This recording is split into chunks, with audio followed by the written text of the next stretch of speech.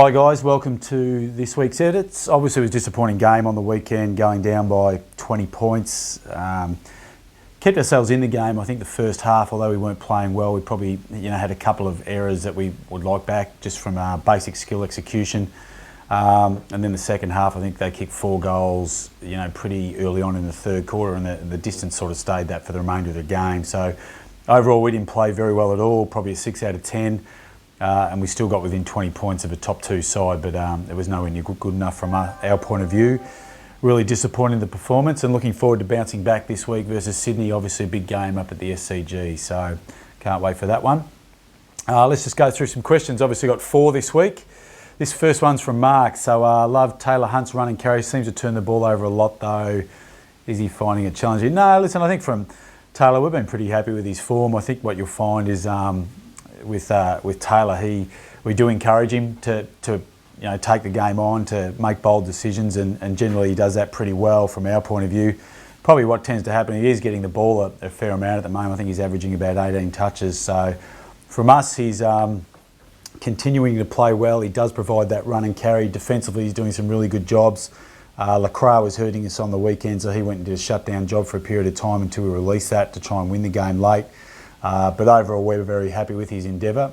We still think he's got a lot of improvement left in him, and we expect him to improve over the course of the year. But the one thing we will say about Taylor is we'll continue to encourage him to try and hit his kicks. He's a really nice kick of the ball, especially his shorter disposals, and he certainly helps us score a number of those opportunities. So we'll continue to encourage him in that and train him through it.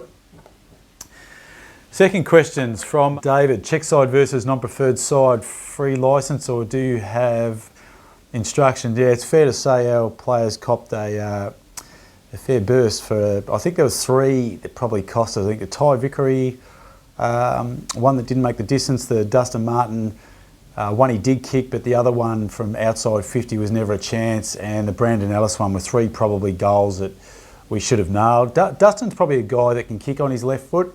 But we also back him in to occasionally try the check side kicks as we've spoken about. But look, generally the players will make an informed decision of what they should do. We prefer the players to kick on their preferred foot because it's stronger.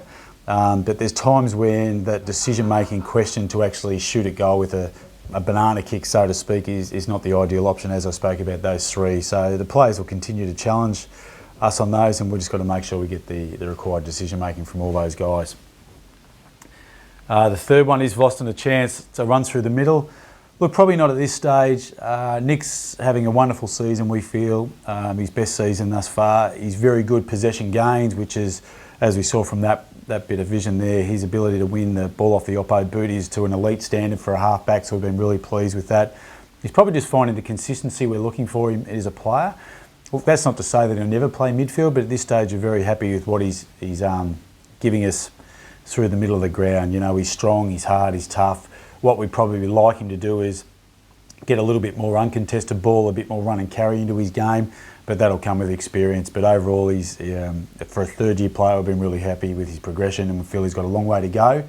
We've just got to continue to get the development hours into him, which we're sure we will. The last one, I thought a major area of difference, this is from Mark, was the Eagles' ability to intercept mark. Taking 23 to our 11, how do we fix this? Yeah, that's a great question.